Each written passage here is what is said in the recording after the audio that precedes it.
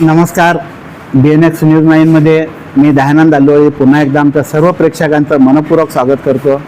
श्रावण मास चालू झालेलाच आहेत आणि विशेष करून सोलापुरात श्रावण मासानिमित्त अनेक समाजाचे रथोत्सव निघताना आपण पाहत आहोत आणि ही रथोत्सवाची परंपरा जवळपास 100 वर्षापासून चालू आहे आणि सोलापूरकरांची खूप अभिमानाची गोष्ट आहे. त्याच अनुषंगाने आज आपण नीलकंठेश्वर मंदिरमध्ये आलेलो आहोत. नीलकंठेश्वर ज्ञाती संस्थेचे सेक्रेटरी संजय बुगडे साहेब आपल्या सोबत आहेत. साहेब, सर्वप्रथम नमस्कार. आणि उद्याच आपला समाजाचा रथोत्सवसुद्धा आहे. त्यानिमित्त आमच्या चॅनलतर्फे आपणासह आपल्या सर्व पदाधिकाऱ्यांना खूप खूप शुभेच्छा. सर, सोलापुरातील कुरेन शेट्टी हा समाज जवळपास 105 ते 110 वर्षापासून स्थायिक आहे. तर सोलापुराच्या प्रगतीमध्ये आपल्या समाजाचा हातभार किंबहुना त्यापेक्षा सर, ज्यावेळी 100 वर्ष आपण मागे वळून पाहतो तर सोलापूर एक लहानसं खेडेगाव होतं. त्यावेळी आपण परप्रांतातून येऊन सोलापुरात स्थायिक झालेला होतं. सुरुवातीपासून आपण काय माहिती सांगाल? तर आपला हे समाज जे आहे तर 1929 ह्या वर्षी स्थापना करण्यात आली असून आजच्या या दिवशी 98वं वर्ष आमचं पदार्पण करतो आहे. तर ह्या ठिकाणी कसं झालेलं आहे की सोलापूर जेव्हा गिरणगाव म्हणून ओळखलं जात होतं, खूप मोठा गिरणगाव म्हणून, आणि सोलापूर म्हणजे भारताचा मँचेस्टर म्हणून ओळखलं जात होतं. त्यावेळेस आंध्र प्रदेश म्हणा किंवा कर्नाटक म्हणा ह्या ठिकाणचे बॉर्डरमधील जे गाव आहे ते मिगनूर, आदोने, माचरला असे खूप वेगवेगळ्या ठिकाणी विणकर आमचे जे कन्नड भाषिक कुरुन शेट्टी समाजाचे जे विणकर आहेत त्या ठिकाणी कामासाठी म्हणा आपल्या व्यवसायासाठी या ठिकाणी आले होते आणि या ठिकाणी काम करता करता ते या ठिकाणी स्थायिक झाले. सर, उत्सुकतेचा प्रश्न असा आहे, म्हणजे आता आपण जे गावाचं नाव सांगितलं, सर्वजण सोलापूरच निवडायचं कारण काय आहे? सांगितलं ना की सोलापूर हा गिरणगाव म्हणून ओळखला जातो. सोलापूरचा म्हणजे भारताचा मँचेस्टर, आणि स्वतः विणकर असल्यामुळं विवर्स कम्युनिटी जे आहे सगळे आपल्याकडे जे आता स्थायिक झालेले पूर्व भागात जवळपास सगळे विणकर आहेत. तर त्यामुळं विणकर हे पहिल्यांदा सोलापुरात निवडले आणि ह्या ठिकाणी येऊन स्थायिक झाले. सर, आपण म्हणलात की 1930 साली सोलापुरात समाज स्थापना झाली. त्या अगोदरच्या जवळपास किती वर्ष अगोदर आपले बंधू इथे आलेले होते? त्या अगोदर साधारण 25-30 वर्षापूर्वी आले होते. म्हणजे प्राधान्याने 29 नंतर या ठिकाणी आलेत. आणि सर्वात सांगायचं अजून एक गोष्ट म्हणजे फक्त विणकरने तर हातमाग जे आहे तर अजूनही आपण त्यामध्ये सर्वात प्रगत आहे. म्हणजे खूप लोकांना माहीत नाही की सोलापूरचे हातमाग ह्या ठिकाणी रेशमची साडी बनतात. जवळपास 40,000 रुपयाची एक साडी बनते. तर आपल्याकडे एवढं कला कौशल्य आहे. खूप लोक आम्ही मार्केटिंग करत नाही, ब्रँडिंग करत नाही, परंतु आमच्याकडे कला आहे. सर, म्हणजे सोलापूर तर संपूर्ण महाराष्ट्रात नव्हे तर परदेशात सुद्धा चादरीसाठी ओळखला जातो. आता आपण सांगितलं किंवा आत्मामध्ये आपलं सुद्धा आपल्या समाजाचं सुद्धा खूप मोठं सहकार्य आहे. मग आपला समाज नावारूपाने का बरं आलं नाही त्या व्यवसायात? समाजाचं कसे आम्ही कष्टकरी लोक आहेत सगळेजण, तर त्यामुळे ब्रँडिंगमध्ये आम्ही जास्त हे घेतलं, लक्ष दिलेलं नाही. आणि नुसतं काम करणे आणि आपलं कुटुंब सांभाळणे यामध्ये प्रगती केलेलं आहे. प्रगती करताना असं प्रगती झाली की टॉवेल तुम्ही म्हणल्यासारखं टॉवेल कारखान्यात, चदर कारखान्यात यामध्ये आता आपण अद्ययावत असे यंत्रमाग घेऊन आलेले.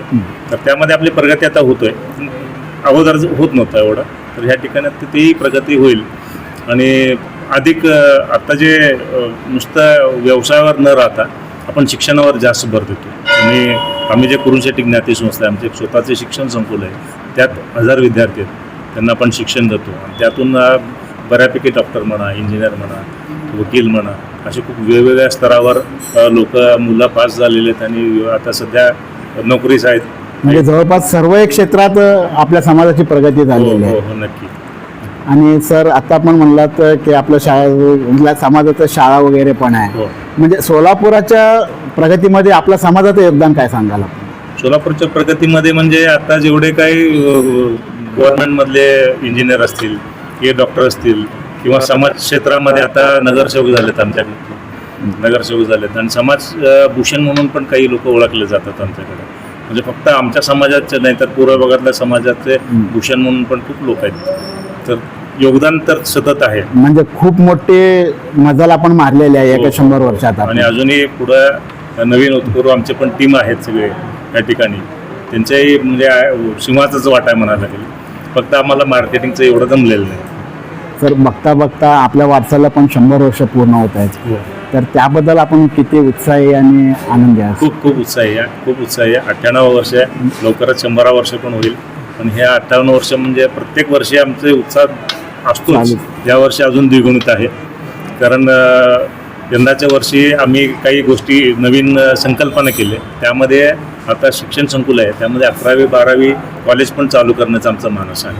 म्हणजे आता पण फक्त प्राथमिक आणि माध्यमिकच होतं. माध्यमिकपर्यंत 10वीपर्यंत होता, तर 11वी 12वीचं पण एक प्रस्ताव आहे आणि ते लवकरच पूर्ण होईल ह्याच मानस आहे. सर, एवढं मोठं नियोजन करत असताना आपल्या समाजातर्फे किती संस्थेचं योगदान यात भेटतं? आणि समाजामधले प्रत्येक जण आपले योगदान वेगवेगळ्या पद्धतीने देतो. पैशाच्या रूपाने देतो, श्रमाच्या रूपाने देतो. असं नाही की इतर समाज पण देतात, पण आमच्या समाजातले पण काही लोक देणगी म्हणजे दानशूर व्यक्ती आहेत. आता हे जर तुम्ही संगमंगल करायला बघितलात तर ही जागा आहे आमच्या समाज बांधवाची. ते आमच्या समाज बांधवांनी आपल्याला एवढा मोठा स्थळ म्हणजे सिटीच्या मध्ये एवढं मोठा जागा आम्हाला उपलब्ध करून सारखं एकदम सेंटर, सोलापूरच्या सेंटर भागामध्ये आपले दिलेले. असे अनेक गोष्टी आहेत. ते म्हणजे एवढं छोट्यामध्ये सांगू शकत नाही, पण आहेत. समाज आपल्या आपल्या पद्धतीने आपल्या आपल्या परीने खारीचा वाटा असू दे, थोडं सिंहाचा वाटा असू दे, ते देतात. प्रत्येक जण आपला पण सामाजिक बांधल किंवा जोपासू असतात. सर, या व्यतिरिक्त आपले सोलापूरमध्ये अजून सांगण्यासारखं म्हणजे आता आपण सांगितलं की सोलापूरच्या मध्यभागी जर आपली संस्था यायच आहे आणि एक शाळा सुद्धा आपण चालवत आहेत, त्या व्यतिरिक्त अजून काय संकल्पना वगैरे? आता आमचे सांगितले की 11वी 12वीचं कॉलेज एक चालू करायचं आहे आणि बंद पडलेले जे 2-3 बँक आहेत ते पण चालू करायचं आमचं मानस आहे. म्हणजे सोलापूरच्या सर्व क्षेत्रात आपण अग्रेसर होणार आहात. सर, आता 98 वर्ष राहिले, 1-2 वर्ष, 100व्या वर्षात आपण आपल्या संस्थेला किंवा आपल्या समाजाला कुठे पाहता? समाजाचे आता ह्या इलेक्शनमध्ये आम्ही सांगितलं तर आमचे समाजाला तेवढा प्रमाणात आम्हाला हे मिळालेलं नाही, जे आम्हाला जे लिडरशिप पाहिजे होते ते मिळालेलं नाही. 100 वर्षी नक्कीच आमचे कमीत कमी 5-7 नगरसेवक राहतील आणि जेणेकरून समाजात आम्ही वैयक्तिक आमच्या स्वतःचा वैयक्तिक कसा उमटू शकाल. सर, असं म्हणतात आपण किती प्रगती करू इच्छिताल तर कुठं तर राजकारणाचा सहयोग असल्याशिवाय आपण पुढे जाऊ शकतो. नक्की नक्की. तर म्हणजे आपलं म्हणणं आहे की आता पुढच्या वेळेला पुढच्या टर्ममध्ये एक 6-7 नगरसेवक आपले बनले तर आपले उन्नती आणि प्रगती नक्कीच होईल. आपल्या कार्यालय म्हणा, आपल्या एरियामध्ये डेव्हलपमेंट म्हणा किंवा आपले स्वतःचे जे समाज आहे त्यांच्यासाठी आपण नक्कीच प्रयत्न करू शकतो. सर, या रथोत्सवा निमित्त आणि सणानिमित्त समाज बांधवाला काय सांगा? समाज बांधव की समाज आमचं जे विखुरलेलं आहे ते एकत्र येतोच आणि ह्या पर्टिक्युलर सणाच्या निमित्ताने, उद्याच्या सणाच्या निमित्ताने ते एकोपा अजून जास्त घट्ट व्हायला पाहिजे. समाजातले छोटे मोठे जे वाद असतात ते पण मिटवायला पाहिजे असे म्हणायचं. ही झाली आपली समाजाची भागवून. आता उद्या जे मिरवणूक निमित्त आहे त्यानिमित्त एक मोठी जत्रा भरलेली असते आणि त्या जत्रेनिमित्त सुद्धा आपण एक विशेष अध्यक्ष नेमलेला आहात, अंबादास कणके सरांना. तर सर, सर्वप्रथम नमस्कार. कणके सर, आपल्याला विचारू इच्छितो म्हणजे जर सणाचा भाग वेगळा पण लोकांत उत्सुकता असते ती जत्रेची, आपल्या मिरवणुकीची, आणि त्याचं अध्यक्षपद आपल्याला भेटलेलं आहे. तर सर्वप्रथम त्यानिमित्त आपल्यासमोरची आव्हाने काय काय आहेत जत्रा पार पाडण्यासाठी? आव्हान आम्ही रुटीन गेल्या 58 वर्षापासून आम्ही जत्रा भरवतो. त्यामुळे जत्रेसमोरचे जे आव्हान आहेत ते नेहमीप्रमाणे सरळ सगळ्यांच्या सहकार्याने कामं होत असतात. म्हणजे असं नवीन माणूस जर अध्यक्ष झाला तर त्याला जर माहिती जरी नसली तर जे पाठीमागचे लोक आहेत ते एकत्र येऊन कुठं अडचण असेल तिथं सहकार्य करून काम पुढे नेत असतात. म्हणजे असा अडचण म्हणून विशेष काय वेगळा अडचण असं काहीच म्हणता येणार नाही. आणि जर आपल्या अध्यक्षांना अनुभवाची सुद्धा कमी असेल तर सिनियर लोक आपल्याला सपोर्ट करून ते यशस्वी करतात आणि जत्रा यशस्वीरित्या पार पडायला ते सहकार्य करत असतात. सर, अंदाजे या जत्रेमध्ये किती लोकसंख्या असेल? जवळपास 1 लाखाच्या आसपास. आमचा समाज इथे जवळपास 1 लाखाच्या आसपास आहे. जवळपास 1 लाखांच्या सहभागाने जत्रा निवडून असते. आमच्या समाजाचं बोलतो फक्त आपल्या समाजात. आणि आमचा जो महत्त्वाचा रूट आहे पद्मशाली चौक ते दत्तनगर या भागात सर्व जाती समाजाचे लोक असल्यामुळे लोकसंख्या अजून वाढलेली असते. मी प्रॉपर्टी आमच्या पुलिचक्की समाजाच्या फक्त समाजापुरती बोलला तरी सुद्धा 1 लाखाची लोकसंख्या तिथे जमा होते. जत्रा मोठीच असणार. जत्रा मोठी. सर, उद्याच्या जत्रेचं नियोजन आणि स्वरूप काय असेल? नियोजन त्या जत्रेनिमित्त गेल्या 1 महिन्यापासून आमचे कार्यक्रम चालू आहेत. 1 महिना अगोदर क्रिकेट स्पर्धा असतील, रक्तदान शिबिर असतील किंवा सांस्कृतिक कार्यक्रम असतील. आतापर्यंत सांस्कृतिक कार्यक्रम झाले. किंवा समाजातील उत्तीर्ण 10वी-12वी विद्यार्थ्यांना प्रोत्साहन करण्यासाठी आम्ही त्यांना पारितोषिक देतो. त्यानंतर बाकीचे आता आज कालपासून सगळे पूजाविधी चालू आहेत. उद्या सकाळी पण रुद्राभिषेक असणार आहे आणि सर्वप्रथम दत्तनगर ते आपल्या श्री नीलकंठेश्वर मंदिरापर्यंत जलकुंभ असणार आहे. 1000 महिला लोक त्यात सामील असतील. ते जलकुंभ घेऊन येतील आणि आमच्या श्री प्रभू नीलकंठेश्वरांचे ते जलाभिषेक करतील. त्यानंतर आमची रुद्राभिषेक असेल. रुद्राभिषेक पूजा वगैरे झाल्यानंतर 12 वाजता अक्षता होईल. मग 1-1.5 वाजता आमचं रथोत्सवाला सुरुवात होईल. संध्याकाळी सांगता किती वाजेपर्यंत? 10 वाजता. 10 वाजेपर्यंत, म्हणजे 1 ते 10, जवळपास 9 ते 10 तास हा रथोत्सव चालतो. हो. सर, आता आपण सांगितलं की जलकुंभ दत्तनगरमधून निघतो, तर या जलकुंभाची सुरुवात किती वर्षापूर्वी झालेली आहे? जलकुंभाची सुरुवात खूप वर्ष, करेक्ट मला वर्ष माहीत नाही, पण तेव्हाचे महिला मंडळ, आताचे ते माझे आयुष्यापेक्षा मोठे वयाचे आहेत, तेव्हा महिला मंडळाने जलकुंभाची सुरुवात केली होती. आपल्या या गुरुवार कुठं काय सोमवार चौपेठ इथून जलकुंभ निघायचा. आता मग त्यात काही मंडळाच्या मित्रांनी सगळे एकत्र येऊन मग एक मंदिर स्थान ठरवून त्यांनी त्यात सहभाग घेऊन मग तिथून सुरुवात झाली काही वर्षापासून. तिथं नेमका काय पूजा वगैरे होत आहे का जलकुंभ सुरुवात होताना? हां, देवाची पूजा म्हणजे काय कार्यक्रमाचं स्वरूप काय असतं सर नेमकं? काय असणार, पूजापाठ असणार तिथं माहेश्वरी मंदिरात पूजापाठ वगैरे करून मग तिथून सगळ्यांना जलकुंभ देऊन मग तिथून जलकुंभाला सुरुवात करतात आणि सगळे महिला उपवास करून जलकुंभाची सुरुवात करतात. जलकुंभ पूर्ण समर्पित झाल्यानंतर मग उपासाचे काय असते ते इथं आपल्या इथं मंदिरात पण जेवणाची सगळ्यांनी सोय केलेली असते. मग ते काही लोक इथं उपवास सोडून जातात. म्हणजे अगदी आपल्या समाजाच्या भगिनी श्रद्धेने आणि भक्तिभावाने उपवास करून डोक्यावर जलकुंभाचं वैशिष्ट्य असं आहे की बाबा काहीतरी लोकांच्या मागण्या असतील, संकल्पना असतील. काही लोकांचं म्हणणं आहे की आमची संकल्पना पूर्ण झाली म्हणून आम्ही जलकुंभामध्ये सामील होत असतो. म्हणजे एक धारणा निर्माण झालेली आहे. आम्ही काहीतरी संकल्प करतो तर जलकुंभाने इच्छा पूर्ण झालेल्या आहेत जलकुंभमध्ये समाजामध्ये. त्यामुळे सुरुवातीला जे 100 लोकांची निवड होती आज 1000 लोकांमध्ये सामील होते. म्हणजे भगिनींचा सुद्धा उत्स्फूर्त सहभाग आपल्याला मिळत आहे. नाही, 1000 लोक सांगतो, यावेळेस 1200-1500 लोकांची होईल. म्हणजे दरवर्षी ही संख्या वाढतच असते. वाढणारच असते. मग नेमकं सर इथं ते जलकुंभाचे यात्रा इथं आल्यावर त्यानंतरचं प्रोसिजर काय असतं? जलकुंभ झाल्यानंतर रुद्राभिषेक होतो. महारुद्राभिषेक. महारुद्राभिषेक होतो. रुद्राभिषेक नंतर 12 वाजता अक्षता सोहळा असतो. अक्षता सोहळा संपन्न झाल्यानंतर मग रथोत्सवाची सुरुवात होते. सर, एकूण किती मंडळ किंवा किती लोकांचा सहभाग, किती मिरवणुकीचा 21 मंडळांचा सहभाग असतो. यावेळेस 21 मंडळ आहेत. हां, त्यात डॉल्बी आहेत, लेझिम आहेत, पारंपरिक आमचा शक्ती प्रयोग आहे, हां, बाकीचे डान्स ग्रुप आहेत, DJ ग्रुप आहेत, सजीव देखाव आहेत. सजीव देखाव म्हणजे यावेळेस आता ती आघोरी एक नवीन म्हणजे शंकराचे एक आघोरी सजीव देखाव आहे तो आहे. आणि एक 9 फूटचं हनुमान आहेत आणि 8 फूटचं नरसिंहस्वामी आहे आणि आर्टिफिशियल हत्या आहेत, गोरील आहेत. ते मुलांच्या मनोरंजनासाठी मोठू पतलूंचा एक सजीव देखाव आहे आणि अजून 2-3 मंडळाचे सजीव देखाव आहेत. ते अजूनही म्हणजे ओपन झालेले सस्पेन्स आहे.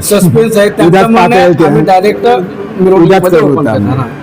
म्हणजे सर्वांगाने परिपूर्ण अशी जत्रा म्हणता येईल. सर्वांगाने परिपूर्ण. प्रत्येक वर्षी मागच्या वर्षीपेक्षा काहीतरी सरस आणि चांगलं करण्याचा प्रयत्न करत असतो.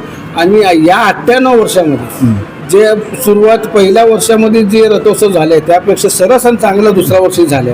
तसंच 97 वर्षी जे आपलं रथोत्सव झाले त्यापेक्षा 100% सरस 98 वर्ष होणार आणि 98च्या वर्षीपेक्षा सरस 99 आणि 100 तर विचारूच नका, कारण तो एक माइलस्टोन आहे. त्यासाठी जर काय तर वेगळंच करून दाखवायचं.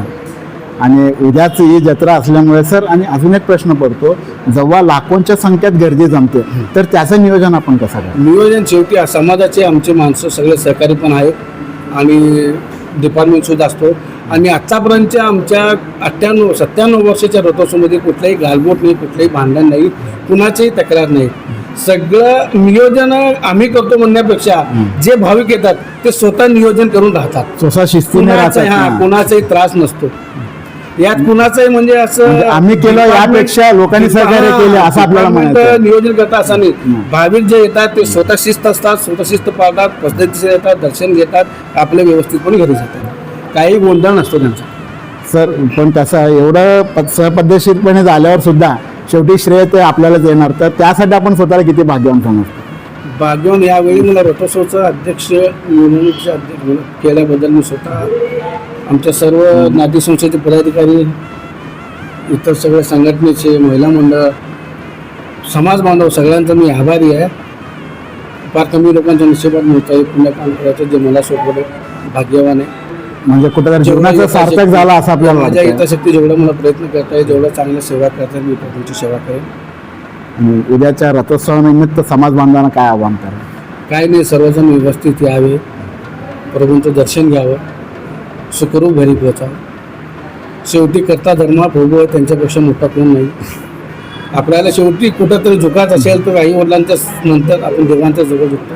ते क्षण उद्याच आहे, तर आम्हाला देवाला समर्पण व्हायचं उद्या. तर सर्वात महत्त्वाची आणि अनमोल गोष्ट अंबादास कंटिक सरांनी सांगितली आहे, करता धरता तो तर परमेश्वर असतो, आपण मात्र निमित्त मात्र आहेत. आणि जर आपल्याला कोणासमोर झुकायचं असेल तर आपल्या जन्मदाते आई वडील आणि भगवान यांच्यासमोरच झुका, दुसऱ्या कोणासमोर झुका.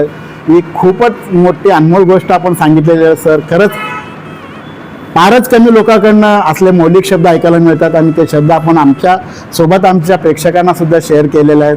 आणि उद्याच आपल्या समाजाची सुद्धा जत्रा आहे आणि खूपच चांगली माहिती आपण दोघांनी सुद्धा दिलेली आहे. त्याबद्दल आमच्या चॅनलच्या वतीने मी आपले खूप खूप धन्यवाद व्यक्त करतो आणि नमस्कार. तर आपल्यासोबत आहेत निलकंठेश्वर मंदिराचे प्रमुख अर्चक राजू स्वामी सर.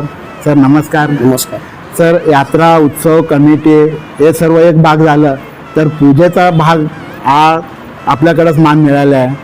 तर आपण सकाळी ब्रह्मोत्सवापासून तर पूजेचं काय काय नियोजन असतं जर आमच्या प्रेक्षकांना सांगा. सकाळी 6 वाजल्यापासून मंदिरमध्ये रुद्राभिषेक चालू होतो. रुद्राभिषेक चालू झाल्यावर जलकुंभ आहे, जलकुंभ होता. जलकुंभ. जलकुंभ झाल्यावर परत एकदा रुद्राभिषेक करून त्यानंतर अलंकार पूजा होती. हां. अलंकार पूजा झाले की आरती होतो. आरती झाली की रथोत्सव. सर, विवाह सोहळा पण होता असं आम्ही ऐकलं होतं. विवाह जे जलकुंभ जे सगळं झालं, रुद्राभिषेक झाल्यावर विवाह सोहळा होतो. अक्षता सोहळा संपन्न जसं होता. आपण सिद्धरामेश्वरचा अक्षता घालतो हां. त्याप्रमाणे इथं पण अक्षताचे 5 मंत्र होतात. हां. ते मंत्र म्हटल्यावर परत एकदा आरती होतो. आरती झाली की रथयात्रा चालू होते. सर, पण विवाह सोहळ्याचं जे अक्षता विधी आहे हां. ते आपले निलकंठेश्वर महाराज तर आहेत, हां. त्यांचा विवाह कोणासोबत संपन्न होतो? ते पार्वती सोबत. पार्वती सोबत. म्हणजे मातेची आपण प्रतिमूर्ती तयार करतो का? कसं म्हणजे त्याचं नाही नाही नेमकं नाही, ते कसं आपण जे विवाह सोहळा करत नाही त्या पद्धतीने करत नाही इथं. हां. मग नंतर त्याचं स्वरूप काय असते सर? ना, कलश मानतो ना आम्ही पुढं. हां. कलश पूजा मानून कळशाला त्याचं- पार्वती माता हां. स्वरूप म्हणून हां. आपण विवाह सोहळा हां, संपन्न त्याला करतो. भाशिंग वगैरे बांधून अक्षता सोहळा करतो म्हणजे ही प्रथा पण दरवर्षी चालूच असते दरवर्षी. का? तर आता ही झाली सकाळची करणं. हे झाल्यावर जे रथोत्सव सुरू होते, हां. नंतर सायंकाळी रथोत्सवाचा समारोप झाल्यावर हां. मंदिरात पुन्हा काय काय विधी होते? पुन्हा जेव्हा तिथलं रथोत्सव इकडे आले ना, परत आरती होतो रात्री. आरती करून देऊळ कार्यक्रमाची समाप्ती समाप्ती. होते. धन्यवाद सर, आपण खूपच चांगली माहिती दिलात, त्याबद्दल आपले खूप खूप धन्यवाद. श्री कुरण शेट्टी समाज ज्ञाती संस्था विश्वस्त प्रकाश कृष्णारी भुट्टा.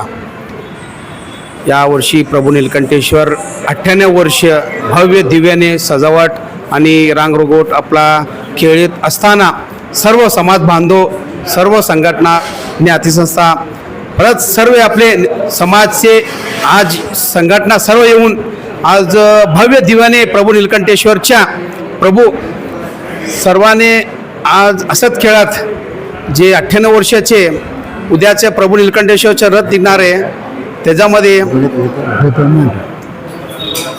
सर्वांनी सहभागी होऊन सहकार्य करून शोभा वाढावे. आणि उद्याच्या जे रथ निघते ते रथामध्ये सर्व आपला त्यामध्ये जांच पथक आहे, परत DJ आहे, परत आपला रांगरंगोट आहे, सर्व आहे. आणि त्यामध्ये कुरण शेट्टी समाज आपले समाज सर्व येऊन त्यात शोभा वाढावे म्हणून आम्ही शुभेच्छा देतो. आता सोलापूरकरांसाठी गुड न्यूज. आंध्र प्रदेश आणि तेलंगणातील प्रतिष्ठित श्री रुद्रा पूजा स्टोअर आता प्रथमच महाराष्ट्रात सोलापुरात 10 जून 2026 पासून आपल्या सेवेत. आपल्या दैनंदिन पूजा, धार्मिक विधी आणि सण उत्सवांसाठी लागणारे सर्व दर्जेदार पूजा साहित्य आता एकाच छताखाली उपलब्ध. सर्व पूजा साहित्यावर 50% पर्यंत आकर्षक सवलत. आजच आमच्या स्टोअरला भेट द्या आणि या मेगा ऑफरचा अवश्य लाभ घ्या. पत्ता शॉप क्रमांक 3, 70 फूट रोड, साईबाबा चौक, वननेस मोबाईल शॉपी जवळ, सोलापूर. प्रोप्रायटर श्रीनिवास कुरापटे. संपर्क 9175 87 03 68. श्री रुद्रा पूजा स्टोअर. विश्वास, गुणवत्ता आणि परंपरेचा संगम.